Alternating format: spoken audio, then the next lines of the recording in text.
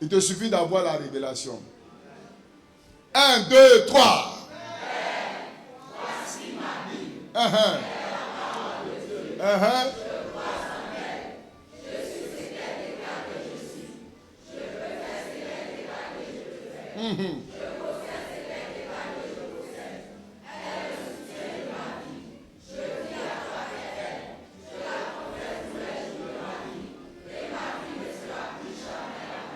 Amen, amen, amen, amen, amen. La régie n'a pas été bien du tout. Amen. Les écrits étaient là et puis ils ont enlevé pour voir si vous allez aller jusqu'au bout. Que Dieu te bénisse. Vous m'avez manqué, hein? Alléluia. J'ai fait une semaine sans vous voir. Je me demande le jour que je dois faire 3 mois sans vous voir, comment ça va être? Alléluia. Mais je bénis le Seigneur parce qu'il y avait des instruments remplis de l'Esprit de Dieu que Dieu a puissamment utilisé. J'ai reçu les témoignages. Alléluia. Vous savez, la parole de Dieu, elle transforme. Quand tu exposes ta vie à la parole du Seigneur, alléluia, elle va te libérer, elle va te délivrer. Elle va apporter un changement, une transformation dans ta vie. Alléluia. C'est pourquoi exposez votre vie à la parole de Dieu. Ne mangez pas seulement que les dimanches. Si toi-même tu manges seulement dimanche, normalement pour ton corps, frère, comment ton corps sera? Alléluia. Venez manger les soirs parce qu'il y a de la très bonne nourriture pour votre âme et qui va vous permettre d'avancer et de progresser dans la vie. Gloire à Jésus. Alléluia. Et je crois qu'à travers la conférence, beaucoup d'entre vous, vous avez été bénis. Et le Seigneur va commencer par vous bénir. Est-ce qu'il y a quelqu'un, sa mentalité a commencé par changer? Alléluia. Amen, amen. Le plus que du pain là, tu dois commencer par vivre ça maintenant. Et en 2025, ça va s'exploser. Ça va s'exploser. Alléluia. Gloire à Jésus. Je bénis le Seigneur. Ayez la mentalité de grandeur. Amen. Cette mentalité de grandeur. Cette mentalité, l'opportunité, il faut se préparer à l'opportunité. Alléluia. Il faut se préparer à l'opportunité. Amen. Le Seigneur vous met à cœur. Vous devez créer, ouvrez vos entreprises. Ne vous inquiétez pas. Ouvrez-les. Alléluia. Créez-les. Au fait, ce n'est pas parce que tu as des clients, mais c'est une marque de grandeur. Parce qu'il y a des opportunités qui vont venir où ça va demander forcément, alléluia, que tu sois légalement établi pour que tu aies des marchés de millions. Amen. Tu auras des marchés de 500 000, 200 000, 300 000, 1 million. Pourquoi? Parce que tu n'es pas légalement constitué. Mais quand tu vas bien te constituer, alléluia. Au fait, tu t'es préparé à l'opportunité. Les opportunités sont là, mais il faut te préparer à ça. Il faut te préparer à ça. Alléluia. Je me souviens lorsque le Seigneur me mettait à cœur, va étudier, va à l'école, va étudier, va à l'école. Et à partir de l'école encore, marcher. Alléluia. J'ai commencé un moment, j'ai baissé les bras. Gloire à Jésus. Et un temps, une opportunité s'est ouverte. Et l'opportunité avait juste besoin, alléluia, de la fin du diplôme que je devais suivre, que je devais aller jusqu'au bout pour ça. Les gens m'ont dit, même si tu n'as pas encore soutenu, au moins envoie ça. C'est pas grave, on va te positionner avec ça. Mais frère, je ne suis pas allé jusqu'au bout. Or, c'était un poste qui devait me permettre de beaucoup voyager, aller en mission, faire vraiment. En fait, ça va faire rentrer quoi? Alléluia. Mais je ne me suis pas préparé à cette opportunité. Et l'opportunité est venue, ça m'a lâché. Donc il y a beaucoup de choses qu'on perd. C'est parce qu'on n'est pas préparé. Quelqu'un qui veut se marier doit se préparer au mariage. Un homme qui veut se marier doit se préparer à ça. Il y a des choses que tu veux avoir là. Il faut que tu te prépares les avoir. Si tu n'es pas préparé, ça sera difficile pour toi. Alléluia. Donc laissez-vous conduire par l'Esprit de Dieu. Et quand Dieu met les choses dans votre cœur, ne vous fermez pas, ne regardez pas autour de vous les circonstances. Dieu n'a pas besoin que tout soit réuni. Il a besoin juste de tes 5 pains et de tes 5 pains et tes pour déclencher la multiplication. Alléluia. Donc votre mentalité doit changer. La mentalité, c'est de chercher Jésus. Sans Jésus, il n'y a pas de plus que du pain. Sans Jésus, il n'y a pas de multiplication. Il doit être le centre. C'est pourquoi, pour que les 5 pains et 2 poissons soient multipliés, il a fallu que Jésus soit là. Pour que tes 5 pains soient multipliés, il te faut Jésus. Alléluia, il faut Jésus. Il faut que Jésus parle dedans. Donc tous ceux qui vivent leur vie sans Jésus auront une vie malheureuse, auront une vie remplie d'obstacles et de blocages. Il n'y a pas une vie sans venir à l'église. Beaucoup viennent à l'église, mais ils sont encore des païens. Beaucoup viennent à l'église, mais n'ont pas encore donné véritablement leur vie à Jésus. Ils ne se sont pas attachés à Christ. Les biens matériels, là, c'est rien. Comme les gens disent, encore une fois dans le jargon, tout laisse. Ça là, ça va te laisser. Donc si vous pensez que le matériel, là, ça fait le niveau de ce que Dieu avec vous, que vous êtes béni. Vous n'êtes pas béni. La bénédiction, ce n'est pas le matériel. La bénédiction, c'est ce que Dieu dit dans ta vie. Alléluia. Et quand c'est dit, monte, tu vas descendre à tous les coups. Cette grâce va t'accompagner. C'est pourquoi attachez-vous véritablement à Christ. Ne soyez pas juste et simplement des gens qui viennent à l'église. Mais soyez des gens qui sont attachés à Christ. Mon ami, qu'est-ce qu'il y a? Tu as chaud? Hein? Tu as chaud? Si c'est trop chaud, tu as les pianos, tu as là-bas. Pour que tu sois plus à l'aise. Alléluia. Amen, amen. Non, bientôt, vous allez avoir climatiseur. Hein? Vous n'allez plus avoir chaud dans l'église. Ou bien, il y a des gens qui ne croient pas encore. Ils disent, papa, tu as toujours dit ça. Mais depuis on est là, quand l'année est finie, c'est gars ici, moi, il parle. Moi, mon rôle, c'est de parler. Alléluia.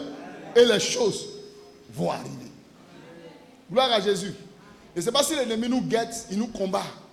Depuis qu'on a dit climatisé, on a mis tous les fonds qu'il faut, tout ce qu'on a fait, l'électricité, machin. Non, les gars font toujours des fautes. Mais ils sont vaincus. Nous, on est vainqueurs. Et même on a dépassé, même, on est plus que vainqueurs. Alléluia. Attachez-vous à Jésus. Attachez-vous à Jésus. Sinon, tout ce que vous voyez là, ça va partir. Alléluia. Mais que Christ soit le centre de votre vie. C'est la bénédiction de Dieu là. C'est ça qui va vous rendre riche. Parce que derrière ça, il n'y a pas si il savait. Mais quand Satan te bénit, quand tu es béni dans le péché, même c'est un danger pour toi. Oui, je te préviens. Quand tu es béni dans le péché, c'est un danger pour toi. Mais quand tu es dans le péché, puis tout est sec autour de toi, il faut rendre grâce à Dieu. C'est que Dieu il a encore beaucoup d'amour pour toi. Alléluia. Il veut te montrer que le chemin dans lequel tu es là, ce n'est pas un bon chemin. Reviens mon fils. Donc il va serrer genre, tout ça là pour te ramener. Mais quand tu es dedans, et puis tu te sens à l'aisance, il faut savoir que c'est Satan qui est en train de donner bonbon sucette. Lap. C'est doux, hein? C'est doux. Lap. Le sucre, quand ça va augmenter, là, tu auras un diabète spirituel.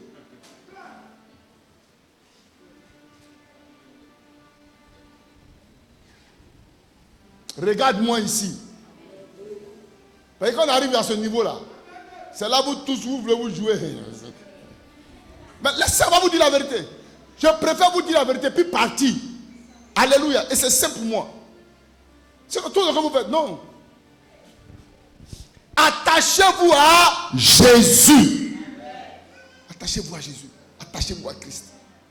Soyez fervents d'esprit. Attachez-vous véritablement au Seigneur. Que votre cœur soit à Jésus. Que votre cœur soit à Jésus. Et que votre cœur est à Jésus. Et Dieu vous bénit. Vous êtes heureux avec ça. Dieu va susciter n'importe qui bénit dans vos vies. Pour vous arroser, pour vous combler. Des choses même que vous ne vous attendez pas, que vous ne méritez pas. Le Seigneur va vous faire grâce. C'est ça la grâce du Seigneur. Que Dieu te bénisse. On continue. Alléluia. Vivre une vie familiale épanouie. Bon, on ne pourra pas terminer. On va aller jusqu'à peut-être 2 semaines après. Quand on va rentrer en décembre, on va aller dans autre chose. Amen. Et en janvier, on va reprendre, on va continuer. On ne va pas finir ça, mais on va donner ça, alléluia, morceau par morceau. Ou bien, pour que ça devienne la joie dans ta vie. Amen. Vivre une vie familiale épanouie. Écoutez, le déclenchement de votre bénédiction, le déclenchement de votre épanouissement, même sur le plan social, ce déclenchement-là réside dans la vie familiale. Ne prenez pas votre foyer à la légère. Votre foyer est le test. Est le test par lequel, alléluia, vous allez remporter les victoires dans tous les autres plans de votre vie. Même dans le ministère, le foyer est le test par lequel Dieu va te prendre pour te positionner. C'est pourquoi la vie familiale, ne vous amusez pas avec. C'est le problème de la vie familiale qui fait qu'aujourd'hui vous trouvez les enfants dans la rue, des gens se droguer. La plupart de ces personnes-là, c'est des problèmes de famille. Alléluia, c'est des problèmes de famille. C'est des problèmes dans le foyer. Problèmes entre papa et maman. Problèmes entre papa et les enfants. Problème parce que des choses ont été ratées. Problème parce qu'il y a eu une certaine légèreté dans certaines choses. La vie familiale, elle est tellement importante. Même la marche chrétienne commence d'abord dans la maison. Si dans ta maison tu n'es pas chrétien, au dehors, il faut laisser tomber, mon ami. Ici, là, tout le monde est saint. Alléluia. Ça commence à la maison. Ta générosité doit commencer avec tes enfants et avec ta femme. Il y a des gens, ils sont généreux dehors. Mais leur maison ne reconnaît même pas qu'ils sont généreux. Au funérailles, on dit, oh, Grégoire était quelqu'un de bien. Il faisait du bien autour de lui. Il donnait de l'argent à ceux qui avaient des problèmes. La maman est assise ici. Junior, fallait voir si c'est ton papa qui est dans ce cercueil-là. C'est quoi on est en train de dire là? Non, c'est pas lui.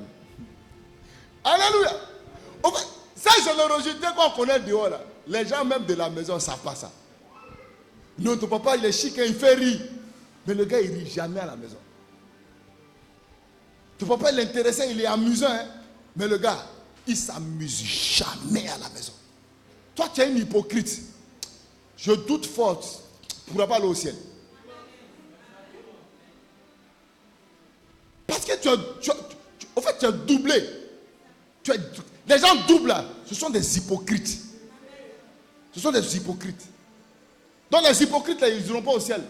Parce qu'au bac après arriver au ciel là-bas, tu vas aller parler avec Joseph, vous allez causer, et puis un coup, tu prends ma vie, tu t'en dis à Joseph, tu vois, non, le pasteur était ensemble à Gonzague, un faux gars, tu vois. Donc, pour ne pas que tu aies une hypocrite, tu vois, non? On va te laisser rentrer.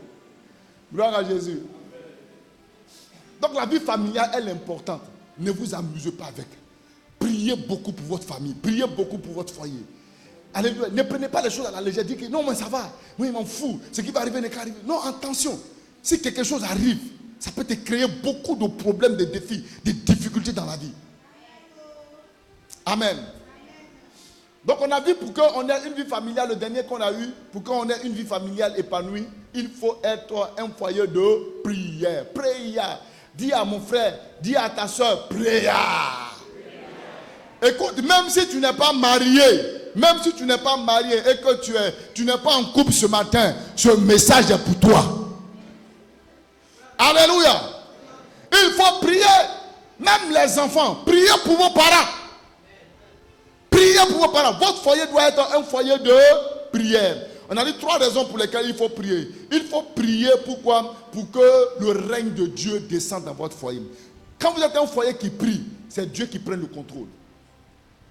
Quand vous êtes un foyer qui prie, par votre prière, vous amenez que ce soit la volonté de Dieu qui puisse se réaliser, s'accomplir dans votre foyer pas la volonté de Satan, même pas vous, votre volonté. Quand vous êtes un couple, et que vous êtes un couple qui prie, vous êtes une famille qui prie, le règne de Dieu sera toujours dans votre foyer. Quels que soient les défis, les difficultés, Dieu descendra son règne. Il a dit, lorsque tu vas traverser la vallée de l'homme de la mort, un vrai enfant de Dieu traverse la vallée de l'homme de la mort. Il ne restait pas dans la vallée de l'homme de la mort. Mais Dieu le fait reposer où? Il te fait reposer où? Dans de verts pâturages. Alléluia. Gloire à Jésus. Donc ça va mener la volonté de Dieu. On a dit encore, la prière va vous permettre de faire face aux moments difficiles. Parce que dans le foyer, il y a des moments difficiles, il y a des moments de difficulté. Et puis vous ne pouvez pas les mesurer. Vous ne pouvez pas les mesurer. Il y a des problèmes, il y a des malheurs, des accidents, des problèmes qui arrivent. Alléluia, qui peuvent arriver. La maladie peut arriver. Un licenciement. Votre vie financière était vraiment stable. Arrivé un moment, voilà problème. Bascule. Mais si tu n'es pas un homme de prière, si tu n'es pas une femme de prière, si votre foyer n'est pas un foyer de prière, vous risquez de succomber. Vous risquez de vous laisser tomber. Vous risquez de partir. Vous devez prier encore. Pourquoi? Parce que l'ennemi, alléluia, Satan veut détruire les foyers. Quand Dieu a joint, alléluia, Adam et Ève, amen, et qu'est-ce qui est arrivé? Au chapitre 3, on dit que le serpent était le plus rusé. Le serpent va venir chercher à déstabiliser ce que Dieu a établi. C'est toujours son plan. Donc, le diable sait qu'il aura la victoire lorsque toi et ton mari, vous ne vous entendez pas. Lorsqu'il y a un désordre dans mon foyer, lui, c'est que lui a la porte. C'est pourquoi Paul dit, faites tout pour que vous puissiez régler vos problèmes.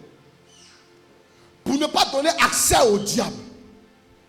Parce que si vous ne réglez pas, ça ouvre les portes à Satan. C'est pourquoi gros cœur dans le foyer là, laissez ça. Moi-même là, il y a un gros cœur que vous.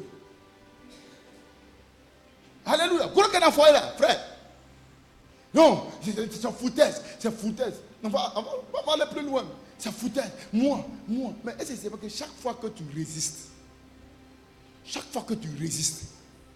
et que les problèmes continuent par s'accentuer,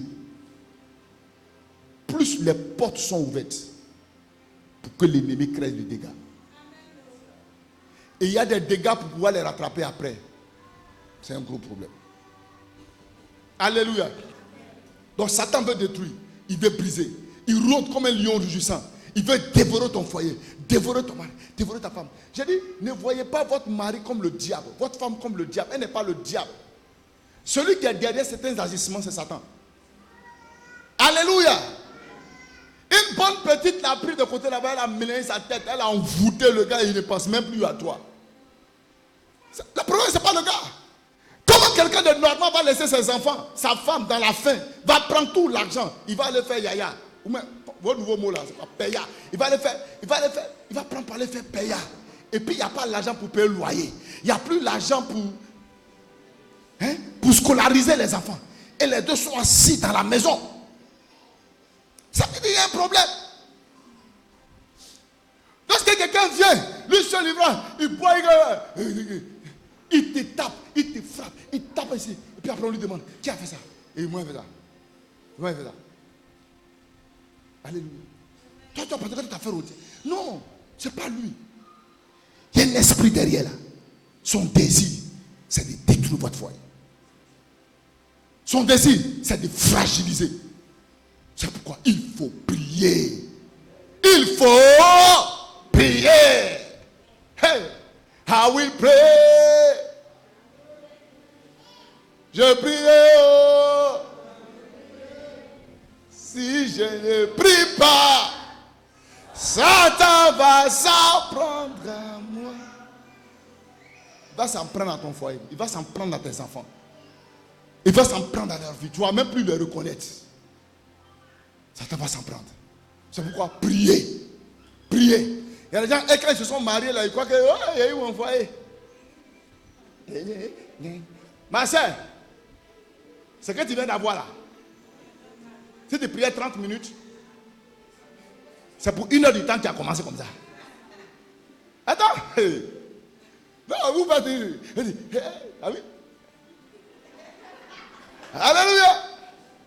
Allez, fais. Quand tu as fini, nous tous on va te laisser.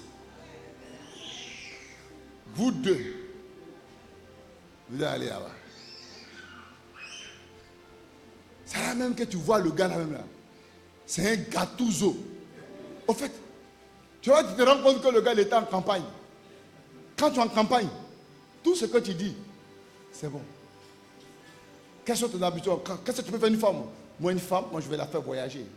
Je vais la faire. Mais depuis que tu es rentré là, même à Port-Boué, tu n'es pas encore parti. Tu n'es pas encore traversé Port-Boué. Tu n'es pas encore arrivé à commencer. Ah, le gars, il t'avait dit qu'il va te faire voyager. Tout ça, là, c'était les campagnes. Alléluia. C'est là que tu vas découvrir des choses. Mais tu vas partir où ça? Tu es déjà dedans. C'est là maintenant que tu as besoin de la sagesse de Dieu. Tu as besoin maintenant de demander, Seigneur, contrôle-moi. C'est pas que tu t'es trompé, tu ne t'es même pas trompé. Alléluia. C'est là même que tu te rends compte que le gars même là, quand vous partez sortir pour aller manger là, il prend juste un morceau, il dit, ma chérie, mange. Oh, le gars, c'est un bouffeur. Tu arrives à la maison, le gars. Hey. Mais tout ça, c'est des choses que tu dois gérer. Donc la prière nous aide à faire face. La prière nous aide à affronter. La prière nous aide à détruire les œuvres des ténèbres.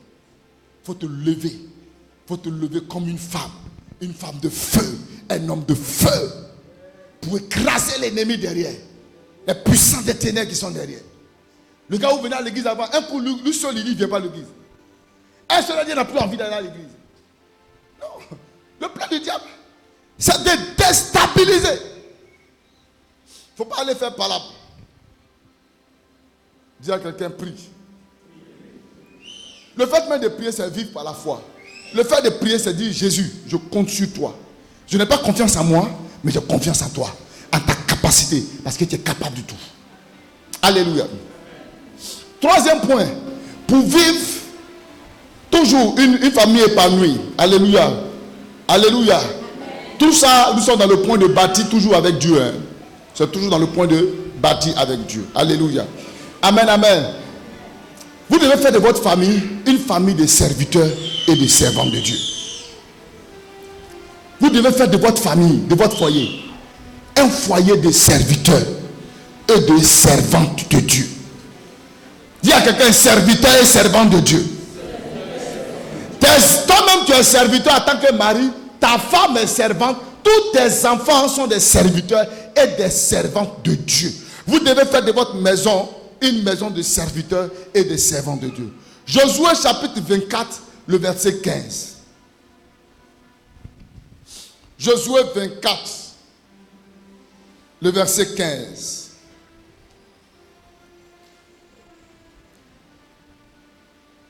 Alléluia.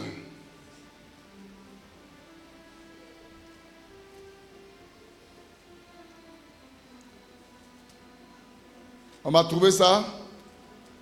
Josué 24, 15.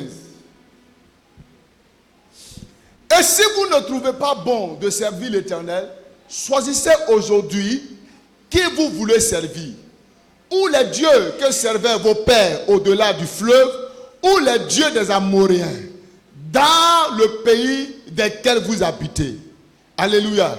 Et il dit, moi et ma maison, nous ferons quoi? Nous servirons l'Éternel. Moi et ma maison, nous servirons l'Éternel. Dis, moi et ma maison, nous servirons l'Éternel. Quand on bâtit avec Dieu, on fait de sa famille une famille de serviteurs et de servantes de Dieu. Alléluia. C'est que je suis dans la vie, il y a deux choses. Tu ne sers pas Dieu, tu sers Satan.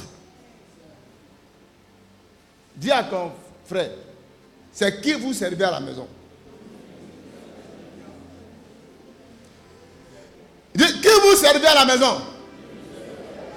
Faites de votre famille des serviteurs et des servantes. Regardez, Dieu a toujours voulu que les familles le servent. Dieu a toujours voulu que l'homme et la femme et ses enfants, même souvent même la famille élargie, ces personnes acceptent Dieu. Quand Dieu il appelle les gens, il appelle toujours famille. Alléluia. Dieu voit toujours famille dans son appel. Quand il appelle Moïse pour aller libérer le peuple d'Israël, en discutant avec Moïse, et Moïse est en train de montrer non, je suis compétent, je peux pas, ils vont me rejeter. Pourquoi? Parce qu'il avait essayé une première fois, le résultat vraiment a été désastreux. Donc il a fui. Il dit à Dieu non, ils ne vont pas m'écouter, ils ne vont pas me suivre, ils ne vont pas me suivre. Dieu dit il faut partir. Amen. Dieu lui a donné tous les signes que c'est lui qui l'envoie. Et pour finir même, il lui a dit, va. Il dit, mais tu sais que moi je ne sais pas bien parler, je n'ai pas la langue facile. Dieu était en colère jusqu'à lui a dit, bon, voici qui vient. Voici ton frère. Mais pourquoi Dieu n'est pas allé chercher une autre personne? Et il envoie le frère de Moïse pour accompagner Moïse. Gloire à Jésus. Alléluia. Amen, amen.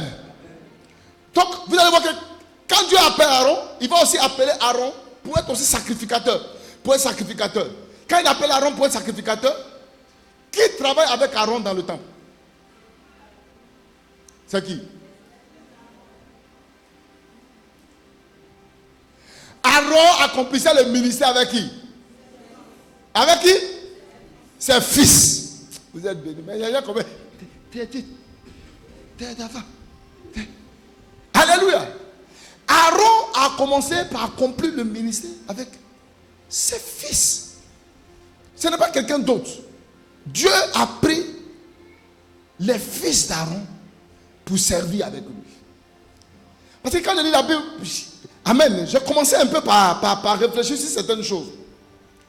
Même ceux qui devaient accomplir le sacerdoce, qui devaient travailler, alléluia, dans le temple, tout ça là, il a pris un peuple, le peuple, les Lévites. Les Lévites là, c'est un peuple. C'est comme les baoulés, c'est comme les... Et puis Dieu prend et dit, vous les baoulés, vous là, vous n'aurez pas de terre. Votre travail là, c'est de me servir. Attention, tu comprends bien. C'est de me servir. Donc vous, dans le partage de la terre promise là, vous là, on ne va pas vous donner, on ne va pas dire que voilà votre territoire, voilà votre territoire. Mais vous pourrez habiter partout. Amen. Alléluia. Parce que vous êtes mandaté pour être un peuple de serviteurs. Et Dieu prend tout un peuple, toute une famille, toute une région pour faire des serviteurs. On peut continuer. Même parmi les disciples. Vous allez voir que André et Pierre étaient des frères de sang. Alléluia. Vous allez voir aussi, je crois que Jacques, j'ai mis ici, Jacques et Jean, ils sont aussi des frères.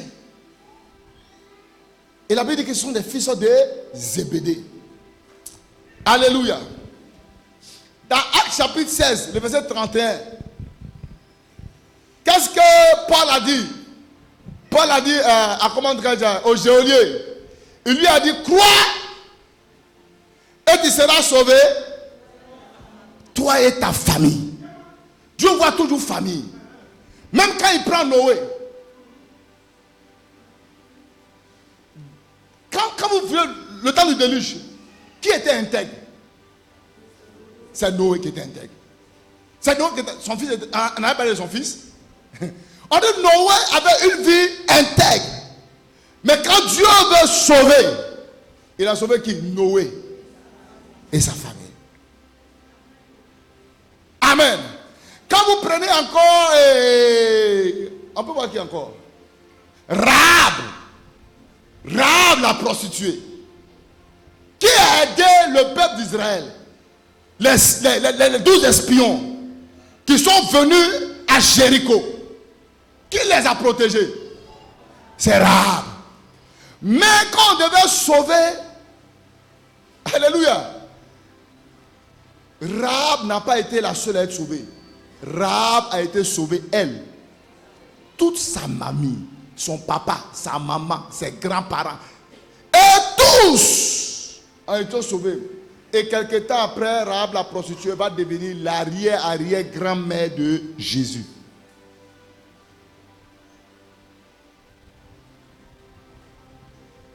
quand on regarde tout ça, on peut remarquer que quand Dieu appelle là, il veut famille. En fait, quand le Seigneur t'a sauvé là, c'est pas toi il guette. Pas seulement toi, mais il faut savoir que dans ton esprit, c'est toute ta famille qu'il cherche. C'est toute ta maison qu'il cherche.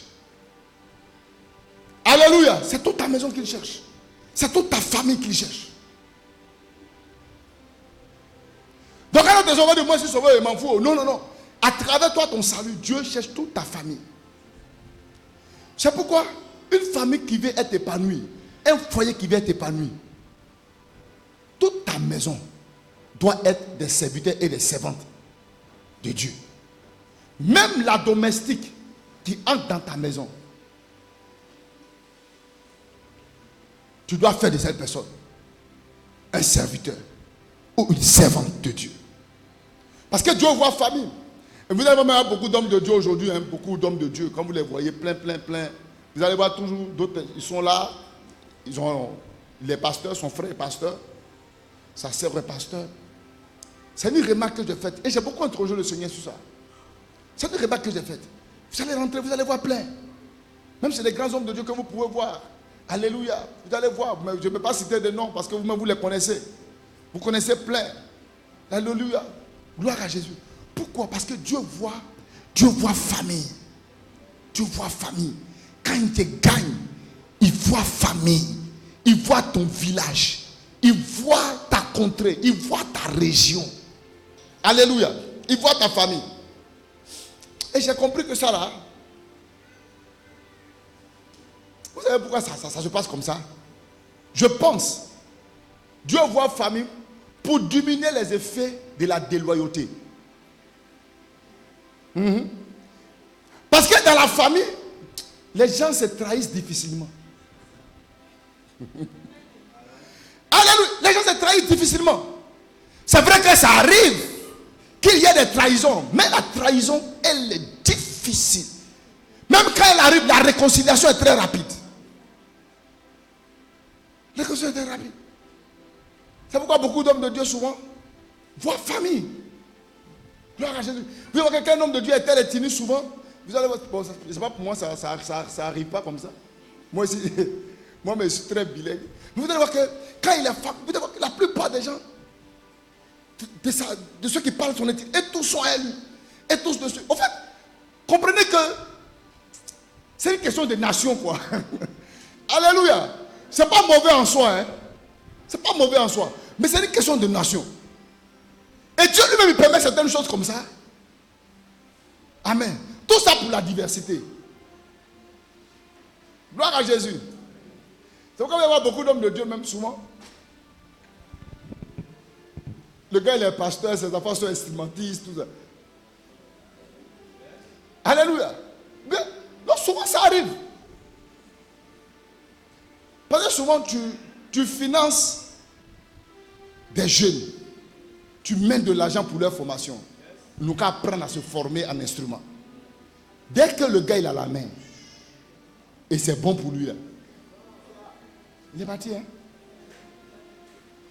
Non, il est parti, frère. Il est parti. C'est vrai que je ne suis pas trop d'accord qu'on fasse une église, une affaire de famille. Mais il y a des choses que Dieu lui-même a instituées, a instaurées. Il a inspiré pour protéger son église. Pour protéger son église. Le gars, tu l'as formé, tu as mis tout son nom, tu as mis tout. C'est pourquoi même mes petits, il les menace toujours. Oui, frère. Ah. Regardez l'église.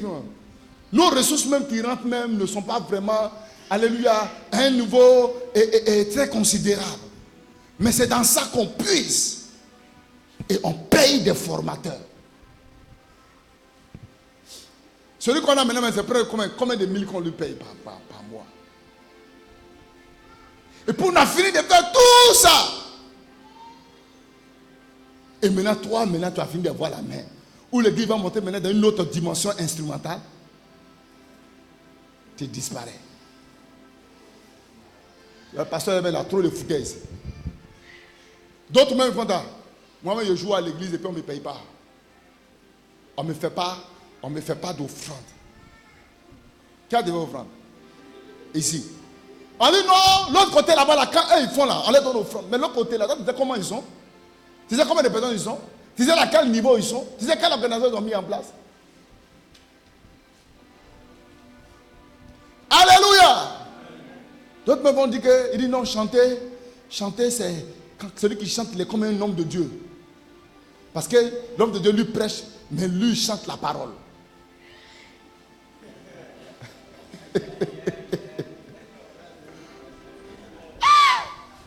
À une autre dimension. On dit lui chante la parole. Donc comme lui chante la parole, alors, dans le budget de l'église, on doit avoir un budget spécial qui lui soit alloué. Amen. Donc quand ce n'est pas le cas, le frère, qu'est-ce qu'il fait? Il s'en fait son gombo. C'est encore de gombo. Mais la plupart des gombolistes là, eux tous deviennent des païens. Parce que tu es un instrumentiste, que tu n'es pas attaché à un leader spirituel, à une église. Toi, ton païennage est fini. Tu es parti comme ça. Alléluia. Bon, revenons à notre sujet. Revenons à notre sujet. Gloire à Jésus. C'est pourquoi vos enfants, vos maris, toutes ces personnes, impliquez-les dans l'œuvre de Dieu. Impliquez tous vos enfants dans l'œuvre de Dieu. Alléluia. Impliquez-les. Amenez-les à s'intéresser aux choses du Seigneur. C'est pourquoi même quand vous êtes dans un culte dominical, familial, laissez-les donner un cantique. Dites-les, toi, il faut prier. Même sa manière de prier, il ne faut même pas que ça te dérange. Ah oui, quand le Seigneur te dit, ça va faire rire. Mais vous acclamez. Wow. Vous l'encouragez. Vous pouvez même l'encourager à diriger la prière, à donner quelques requêtes de prière. Amenez vos enfants à aimer Dieu, à aimer servir le Seigneur. Gloire à Jésus, à servir Dieu. Vos familles à servir Dieu. Il ne faut pas que madame elle sert Dieu bien engagée et puis monsieur, lui, il est à la traîne. Il est dans aucun groupe, il est dans aucune équipe. Arrivé un moment, ça va créer un déséquilibre. Ça va créer un déséquilibre. Vous ne pourrez pas avoir le même niveau de pensée et de compréhension de certaines choses. C'est pourquoi madame est dans tel groupe, toi aussi tu rentres.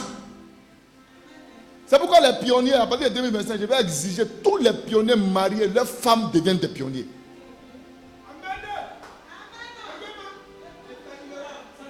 Parce qu'eux, ils sont amenés à des missions. Ils sont amenés à aller de l'église. Ce sont des gens qui sont amenés à aller déposer dans des églises pour aller conduire d'autres églises, d'autres celui de prière. Toi, tu as une femme qui dort. Toi, tu dis, oui, ma femme, elle n'est pas.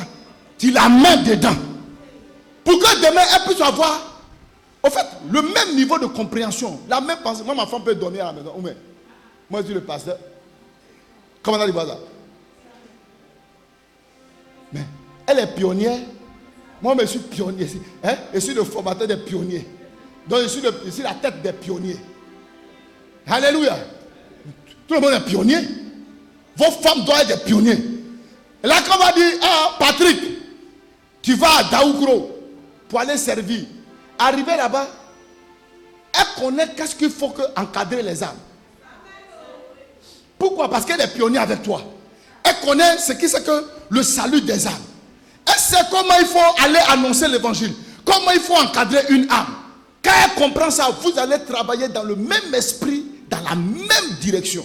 Mais si la personne n'est pas là, et toi tu vas... Quand tu dis quoi? Tu as trop prié. Tu dis quoi? Tu as dépassé le passé quoi? Hein? Il faut laisser ça. Pourquoi? Parce qu'elle ne comprend pas bien les choses. Elle ne comprend pas bien. Donc quand tu vas à Daoukro, je ne sais pas si tu es en train de prophétiser, mais tu vas à Daoukro, tu vas. Et madame va aller faire... les gens, ils ont besoin de poissons braisés là-bas. Hein? Elle peut continuer tous ces poissons, tous ces... Elle peut continuer. Je peux dire, prends ton pain, tu vas rester à Bonois. Tu vas rester. Même quand on va ouvrir la série de prière, même ceux qui vont ouvrir la série de prière, ils vont devenir des pionniers forcés.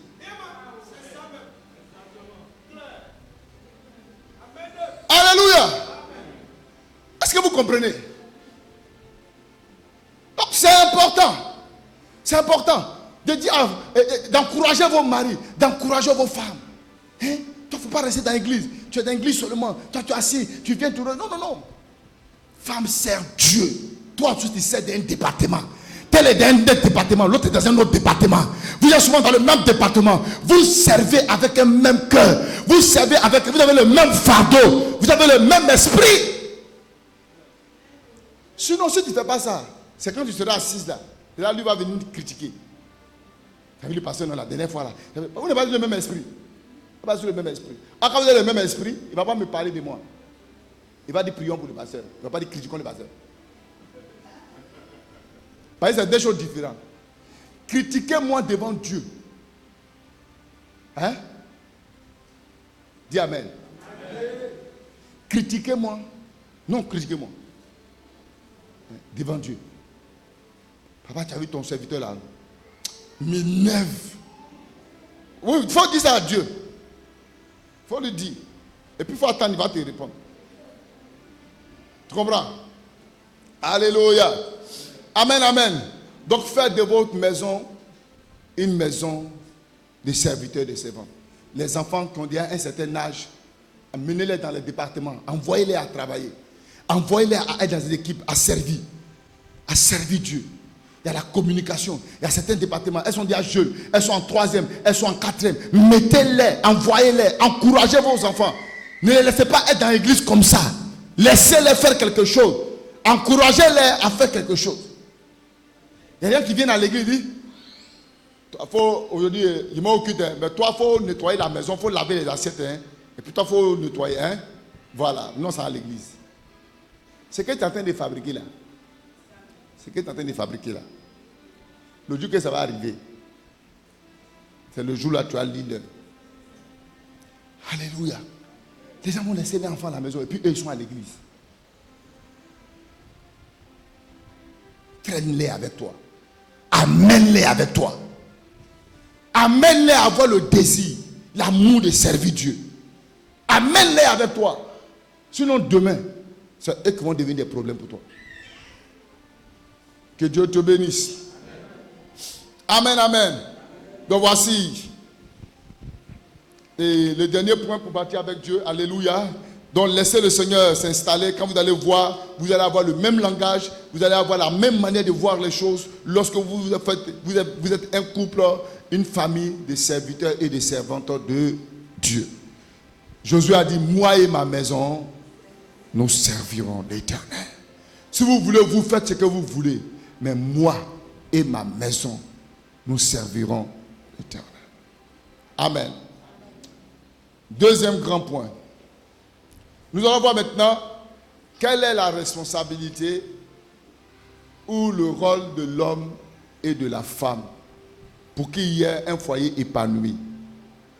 Le rôle de l'homme, de la femme et des enfants pour qu'il y ait un foyer épanoui. Une famille épanouie. Éphésiens chapitre 5, le verset 22 à 33. Est-ce que tu l'as? Éphésiens 5, verset 22 à 33.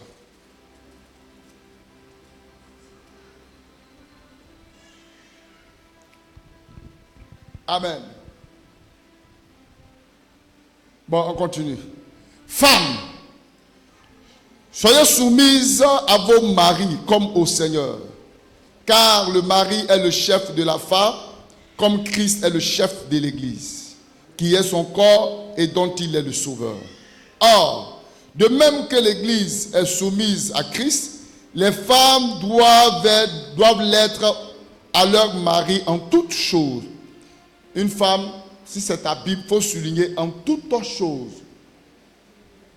Ce n'est pas en certaines choses, mais elle doit soumettre son mari en mari, aimez vos femmes, comme Christ a aimé l'Église et s'est livré lui-même pour elle, afin de la sanctifier par la parole, après l'avoir purifiée par le baptême d'eau, afin de faire paraître devant lui cette Église glorieuse, sans tache ni ride, ni rien de semblable, mais sainte et irrépréhensible. C'est ainsi que les maris doivent aimer leurs femmes comme leur propre corps. Tu as vu, non? Tu dois aimer ta femme comme ton propre corps. Demandez à un homme à côté ici, qu'est-ce que tu fais à ton corps? Ce que tu fais à ton corps là, c'est ce que tu dois faire à ta femme. Regarde un homme, dis-lui ça. Dis-lui, qu'est-ce que tu fais à ton corps? Ce que tu fais à ton corps, c'est ce que tu dois faire à ta femme. Ton corps, tu le laves. Ton corps, tu le réveilles. Il porte habit. Il porte joli habit. Il porte chaussures. Est-ce que matin, quand tu te lèves, tu prends un chicot, tu frappes ton corps? Alléluia. En fait, la Bible est simple. Hein? Il suffit qu'on prenne les choses telles que c'est écrit. Et puis c'est fini quoi. Amen. Car jamais l'homme n'a haï sa propre chair, mais il la nourrit. Il en prend soin comme Christ le fait pour l'église. Parce que nous sommes membres de son corps. C'est pourquoi l'homme quittera son père et sa mère, s'attachera à sa femme et les deux deviendront une seule chair.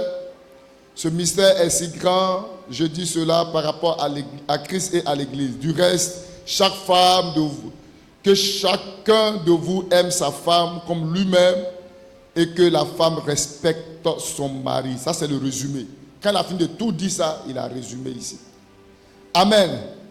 Donc après, Éphésiens 6, à partir du verset 1. Enfants, obéissez à vos parents, selon le Seigneur, car cela est juste. Honore ton père et ta mère, c'est le premier commandement avec une promesse, afin que tu sois heureux et que tu vives longtemps sur la terre. Verset 4. Et vous, pères, n'irritez pas vos enfants, mais élevez-les en les corrigeant, en les instruisant selon le Seigneur. Amen. Donc voici, Éphésiens chapitre 5, verset 22 à 33 et Éphésiens 6, chapitre 6, verset 1 à 4, nous révèle ici, amen, le rôle et la responsabilité de chaque personne dans le foyer, pour que le foyer soit épanoui. Amen. On a dit, Dieu dit à l'homme, il faut aimer ta femme. Tout ce que Dieu dit là, c'est parce que c'est difficile à l'homme de le faire. L'homme souvent aime les femmes. Tu es là? Tu es là? Alléluia. Il est difficile à l'homme d'aimer. C'est pourquoi Dieu dit, Dieu donne l'ordre à l'homme, pour que votre foyer soit heureux et soit épanoui. La responsabilité de l'homme, c'est d'aimer sa femme. C'est d'aimer sa femme, pas ses femmes. T'as compris? Alléluia. Parce que c'est difficile pour l'homme de le faire. Et le rôle de la femme, c'est d'être soumise à son mari. Et là encore, la femme, Dieu n'a pas dit à la femme, il faut aimer ton mari. Parce que la femme là, au fait, elle aime naturellement, elle aime. Si femme t'aime pas, tu sais, tu es en train de forcer, il faut quitter dedans, parce qu'elle va te faire souffrir. Cependant, la femme aime facilement. C'est pourquoi si on veut mesurer le niveau des gourmets, vous allez voir que les femmes sont plus gourmets-stylées que les hommes. Parce que la femme s'attache facilement. La femme s'attache facilement. La femme croit facilement. La femme aime facilement. Donc Dieu sait que ça, ce n'est pas un problème pour la femme. Donc il n'a pas dit à la femme, aime ton mari. Parce qu'il sait qu'une femme, quand elle t'aime, elle t'aime. Et je vous ai déjà dit, quand une femme t'aime bien, là, elle peut vendre son papa pour te donner. Si ce n'est pas ça. Même l'héritage, elle peut vendre ça pour venir te donner. Gloire à Jésus. Parce que la femme aime. Elle s'attache facilement. Souvent même, elle n'a pas besoin même de voir grandes choses. Il suffit qu'elle t'a regardé là. Quand son cœur était touché, c'est fini. Elle s'attache. Les femmes qui blessent vite là, ce sont les blessés de guerre.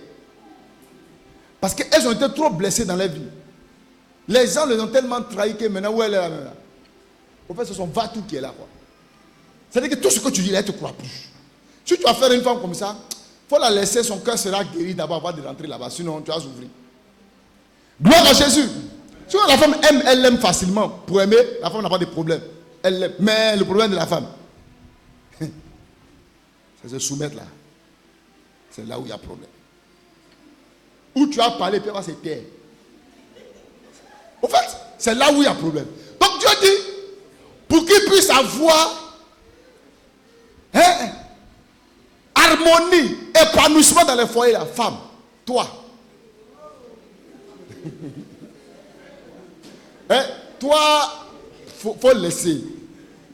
Faut te soumettre. Faut te soumettre. Parce que la soumission, c'est le respect. Amen. Faut te soumettre. C'est l'orientation que Dieu a donnée. Si tu respectes ça, tu vas voir que votre foyer sera épanoui. Si monsieur aime sa femme et la femme est soumise, non. L'épanouissement est là. Donc, le travail qu'une femme doit faire dans sa vie, c'est le travail de la soumission. Alléluia. Sinon, c'est terre. Elle va dire, tu as raison, mais, en fait, elle ne va jamais terminer. C'est que même si tu as dit que tu as raison, il y a toujours un main derrière. Il y a toujours un main derrière. C'est pourquoi nous, souvent, pour ne pas aller trop loin dans le tapage, il faut prendre. Il faut prendre. Alléluia. Gloire à Jésus. Raison là. Faut prendre. C'est bon? Il y a une fois qu'elle avait parlé avec son mari de souris. C'était une souris blanche. Donc, non, la souris est noire. Il dit, je t'ai dit que c'est une souris blanche. Elle dit, mon chéri, moi-même, je l'ai vu de mes 2 yeux. La souris là, elle est noire. Toi, tu ne me respectes pas. Tu ne me respectes pas quand il était pas écrit. Il a dit, mais il y a écrit comment? Souris là est noire, tu dis, il est blanc. Oh, la femme a pris ses bagages. L'homme a tapé la femme. La femme a pris ses affaires. Elle est partie. Après, l'homme est retourné voir les parents pour demander pardon. Et la femme est revenue à la maison. Et ils étaient en train de causer. Elle dit, chérie, vrai, la souris là.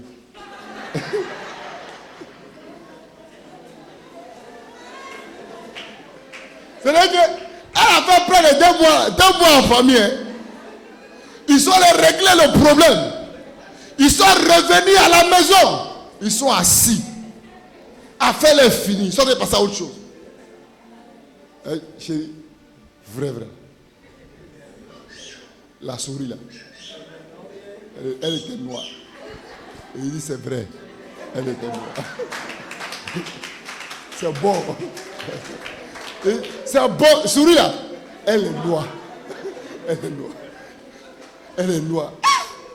Femme. Donc Dieu lui-même il dit femme, le travail que toi tu dois faire sur toi là, c'est un travail de soumission. Et pour les enfants, Dieu dit, vous les enfants, votre responsabilité, c'est d'obéir à vos parents. Parce que là aussi, le problème de l'enfant, c'est là-bas. Un enfant trouve toujours que son papa exige trop, sa maman exige trop. Pourquoi il y a à l'école? Pourquoi il y a à telle heure? Maman, pourquoi ça là? Pourquoi ceci? En fait, un enfant voit comme son papa, le fait de lui refuser certaines choses. Papa, tu ne m'aimes pas. C'est maintenant il voit que toi, tu ne m'aimes pas. Toi, tu ne m'aimes pas. Pourquoi? Parce que la manière de voir les enfants, ils veulent être libres. Ils veulent faire ce qu'ils veulent faire. Ça qu'on leur dit, ça, c'est pas bon. Ta camarade, je veux plus que tu marches à elle. Pourquoi, maman? Pourquoi? Mais ta maman là, elle voit les choses que tu ne vois pas. Elle comprend des choses que tu ne comprends pas. Mais un enfant, surtout les jeunes filles avec leur maman, elles vont saluer toujours comme leur maman, comme une opposante. C'est pourquoi la plupart des jeunes filles sont beaucoup attachées à leur papa.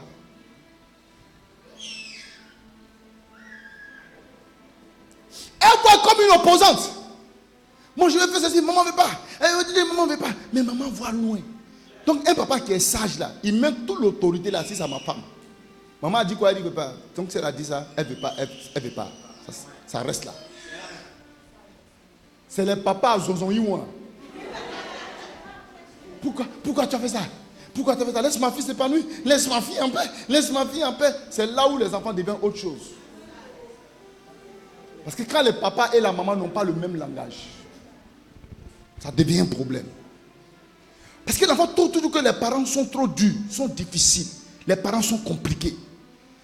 L'enfant veut rentrer, veut sortir quand il veut. Il veut rentrer à l'heure qu'il veut. Il ne veut pas qu'on lui pose des questions.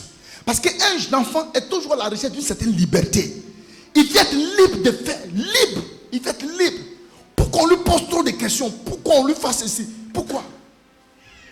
C'est pourquoi beaucoup de chrétiens ne sont pas bénis. Pourquoi? Parce que c'est le cœur d'obéissance là qu'on n'a pas vis-à-vis de Dieu. Parce que souvent quand même Dieu nous dit à travers sa parole, ne fais pas ceci. On trouve que la vie chrétienne c'est trop difficile. Pourquoi on ne fait pas ça? Pourquoi on ne fait pas ça? Pourquoi on ne fait pas ça? Tout ce que Dieu nous demande de faire, c'est pour que demain on soit heureux. Quand ton papa te dit va à l'école, quand il te dit laisse tel ami, quand il te dit je n'aime pas que tu marches avec cette personne, je ne la sens pas. Quand il dit ne fais pas ceci, ce n'est pas parce qu'il ne l'aime pas, mais il veut préserver ta vie pour le lendemain. Demain, quand tu seras heureux, demain tu seras dans ta grosse voiture, demain tu seras épanoui, tu vas dire ah, ma maman m'a aidé.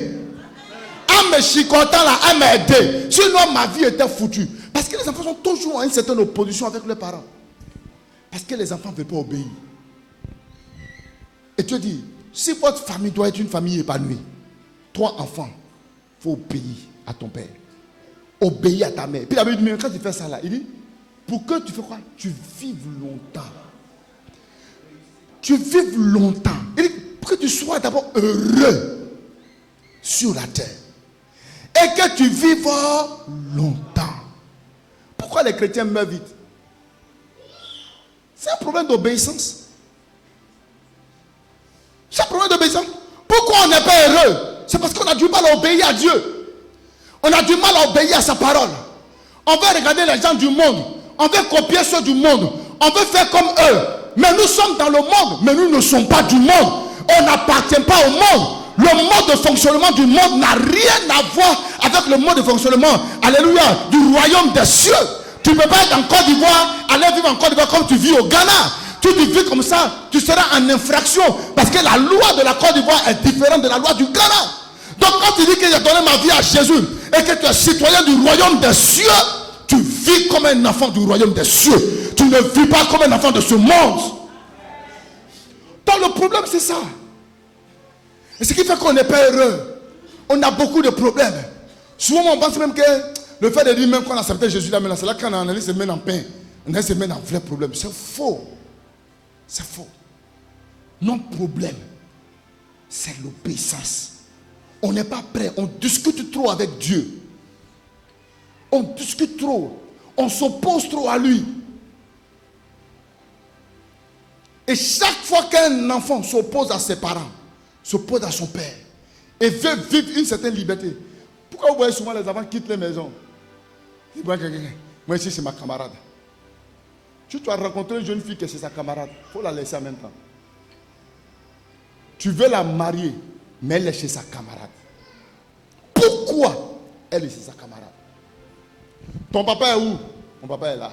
Ta maman est où? Ma maman est là. Ils t'ont rejeté? Non. Mais moi-même, je voulais rester. C'est faux. C'est un enfant qui ne veut pas l'éducation. C'est un enfant qui ne veut pas qu'on le contrôle. C'est un enfant qui ne veut pas qu'on le dirige. Donc elle va rester chez sa camarade parce qu'elle a envie de vivre dans le désordre. Toi, tu as rencontré quelqu'un comme ça. Elle est jolie. Elle est jolie. Elle est mignonne. Ça là, c'est un problème. Parce qu'un enfant qui n'a pas respecté son papa et sa maman, toi tu es qui? Attends, la personne même son géniteur, la personne même qui l'a mis au monde, elle regarde, elle crache sur lui, elle parle sur lui comme elle veut. Toi, who are you? Tu es qui? Tu es qui? Pourquoi les enfants, quand ils ont un peu d'argent seulement, je vais prendre ma maison. Ils sont un peu sur, je vais prendre ma maison. Pourquoi à chaque fois vous êtes prêté pour aller prendre vos maisons? C'est parce que vous voulez vivre une certaine liberté. Vous voulez être libre d'entrer quand vous voulez. Le vieux là me pose trop de questions. Si c'est ça, moi, je sors. Voilà. Où tu es? Non, je n'ai plus ma maison, papa. Parce que moi, je suis fatigué. Chaque fois, hier, rentré. Pourquoi? La personne veut la liberté. La personne ne veut pas être sous contrôle. Quand tu es sous contrôle, c'est encore mieux. Parce que ceux qui te contrôlent vont t'aider. Si dans ta vie, il n'y a pas quelqu'un qui peut te dire ce que tu fais n'est pas bien. Si dans ta vie, il n'y a pas une personne qui te dit quitte dans ce que tu es. Si dans ta vie, il n'y a pas quelqu'un qui peut s'opposer à tes décisions, il faut savoir que tu es sur une piste pour échouer dans ta vie. Tu es sur une piste qui va te faire regretter. Tu vas regretter ta vie. Tu vas regretter ça terriblement. Il faut avoir toujours quelqu'un pour te dire sors de là, quitte là, je ne suis pas d'accord avec toi. Déjà, quand ils voient que tu n'es pas toujours d'accord avec eux, là, ils s'en se rabattent auprès de ceux qui vont toujours les accepter dans leurs bêtises. Ça, c'est ma soeur chérie. Ça, c'est ma soeur chérie. Parce que tu fais yaya, elle fait yaya. Toi, ton petit gars, elle a son petit gars. C'est elle qui est devenue ta soeur chérie. Vous êtes devenus des amis mondains. Des chéris mondains et mondaines. Parce que ce que tu fais là, elle fait. Apprends à t'attacher à ceux qui sont pieux, qui marchent dans la sainteté. Pourquoi eux là, tu les prends pas pour faire camarades? Eux veulent se jouer, ils sont trop saints. Il n'y a pas question de trop saint. Ça veut dire que ta vie et puis sa vie là, ça ne va pas ensemble. Alléluia. Donc Marie, aimez vos femmes. Femmes, sois soumis à ton mari. Enfants, obéissez à vos parents. Et la Bible dit, parents aussi, n'irritez pas vos enfants. Ne les mettez pas en colère. Ne créez pas des choses dans la vie des enfants. Ce n'est pas dans tout qu'on crie.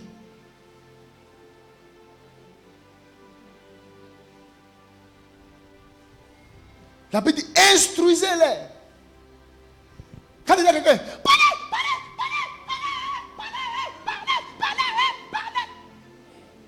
il a compris quoi?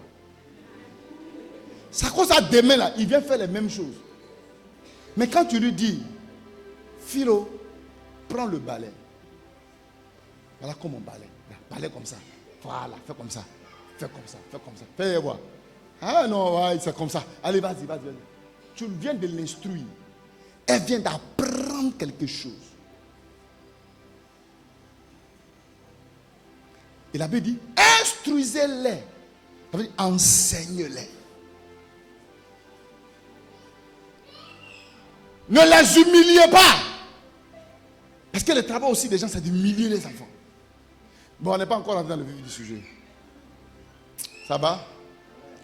Donc, si papa aime sa femme, si le mari aime sa femme, si la femme est soumise à son mari, qu'elle le respecte, et que l'enfant obéit à son papa et que le papa n'irrite pas son enfant, voici le secret. Le foyer sera un foyer épanoui. Que Dieu te bénisse. La prochaine fois, on va rentrer dans les détails. Shalom, shalom. Tu vas élever la voix et tu vas prier le Seigneur. Tu vas demander à Dieu de t'aider. Que sa grâce descende dans ton foyer. Et qu'à partir de maintenant, tu aspires à un foyer épanoui. Tu aspires à un foyer heureux. Tu aspires à une famille heureuse. Tu aspires à une famille joyeuse. Que le Seigneur étende sa main puissante.